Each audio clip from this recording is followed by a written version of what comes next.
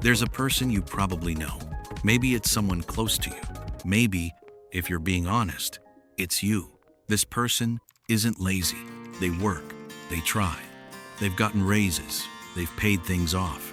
And yet somehow, at the end of every month, the same quiet panic returns. The account is low. Again. And the strangest part? It doesn't seem to matter how much comes in. The money always finds a way to disappear. We look at that and we think, discipline, bad choices, irresponsibility. But what if that entire explanation is wrong? What if the reason some people stay broke has almost nothing to do with what they know, what they earn, or how hard they try, and everything to do with something that was decided about them before they were old enough to make a single financial decision? That's what this video is about. And I promise you, by the end of this, you're going to look at this pattern very differently. I'm Berg. This is Blue Money Mind. And if this is the first time you're here, subscribe now. This channel is for people who want to understand the real psychology behind money, not the tips, not the tricks, the actual invisible forces that shape financial behavior. Let's go. Here is the thing that most financial content gets completely wrong. It assumes that if you give someone the right information, their behavior will change. Budget templates, savings strategies, investment basics. And yet, a landmark analysis of over 200 studies found that financial education explains exactly 0.1% of the difference in how people actually behave with money. Not 10%, not 50%, 0.1. The other 99.9% comes from psychology, personality, and experiences, most of which were formed long before anyone ever explained what a savings account was. So, let's ask the real question. If it's not about information, then what is it actually about? The first layer is something researchers call the scarcity tax. And this is where the story gets genuinely disturbing. When people are under constant financial pressure, their brains don't just feel stressed, they function differently. Harvard economist Sendhil Mullainathan and Princeton psychologist Eldar Shafir spent years studying this, and what they found changed how we think about poverty and broke cycles entirely. When your mind is consumed by money, worry, when you're constantly doing the math, calculating what you can't afford, managing the quiet emergency of not having enough, it eats cognitive bandwidth, the same bandwidth you need to plan, to think long-term, to make good decisions. Their studies showed that people under financial stress performed on cognitive tests as if they had lost roughly 14 IQ points, not because they were less intelligent, because their mental processing power was already occupied, full, taken. And here is the part no one talks about.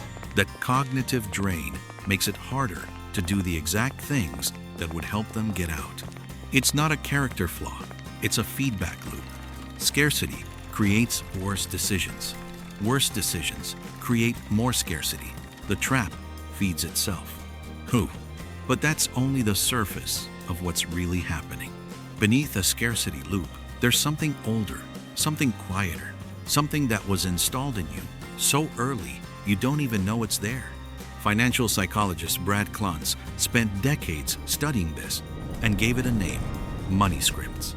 These are unconscious beliefs about money, not opinions you formed as an adult, but emotional programs absorbed in childhood, from your family, from the things they said about money, from the things they never said, from what you witnessed.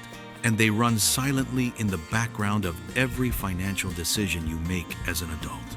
Klontz identified 4 core patterns: money worship, the belief that more money will finally fix everything, which creates a cycle of chasing and spending rather than building. Money status, tying your self-worth to your net worth, which drives spending to project an image that the bank account can't sustain. And money avoidance, this is the one that explains something truly strange. Money avoidance is the unconscious belief that money is corrupt, that wanting it is greedy, that having more than enough somehow makes you a bad person. People running this script don't just fail to build wealth, they unconsciously destroy it when it gets too close. Clance documented a case, a man earning over $800,000 a year who was perpetually broke, not because of bad luck, because as a child, his mother had drilled into him that rich people were greedy, that they got wealthy off other people's suffering, that there was virtue in having just enough. Those words became his operating system.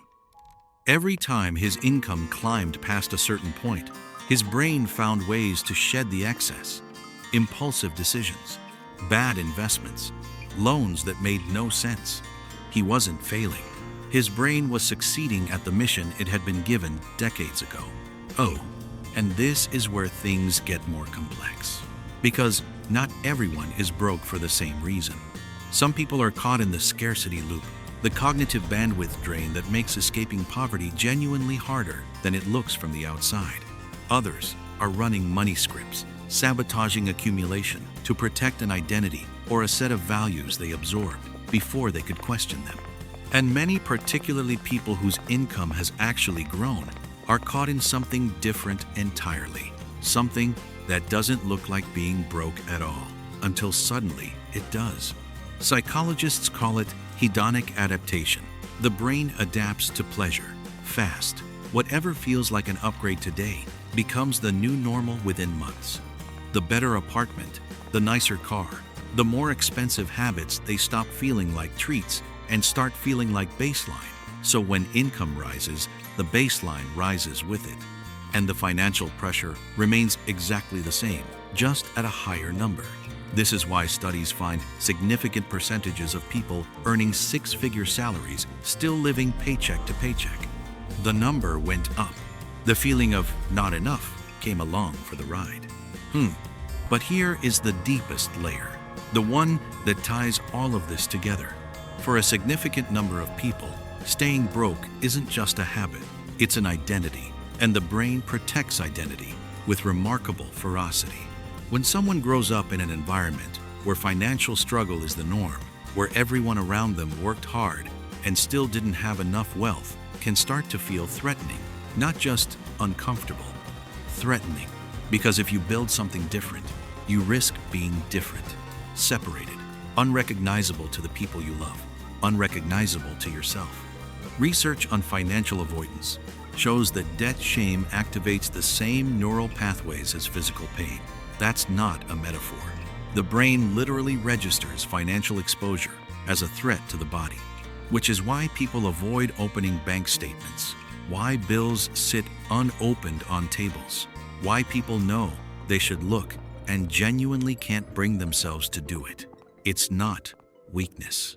It's the nervous system doing exactly what it was designed to do, protecting the organism from something it has learned to treat as dangerous. And when you put all of this together, a picture emerges that is completely different from the one we were given. Being always broke is rarely about laziness. It's rarely about bad choices in the simple sense of that word. It's about a system, a psychological system that was shaped by circumstances, absorbed from family, reinforced by stress, and maintained by a brain that is working perfectly well at a job it was assigned a very long time ago. The question is never just, why does this person keep making these decisions? The real question is, what was this person's brain trained to protect? And the most important thing about all of this research is not the explanation. It's what the explanation changes. Because when you understand that broke is often not a failure of discipline, but the output of a system, the self-blame starts to shift. And that shift matters. Not because it removes responsibility, but because blame keeps people looking in the wrong direction. You cannot fix a problem you've been taught to see as a character defect. The system can be identified, the scripts can be named, the loop can be interrupted. But none of that starts until someone stops asking what's wrong with them and starts asking what happened to them and what they were quietly taught to believe. If this video put words to something you already felt, drop it in the comments. If you want more content that gets this specific about the psychology of money and behavior, subscribe to the channel. New videos every week.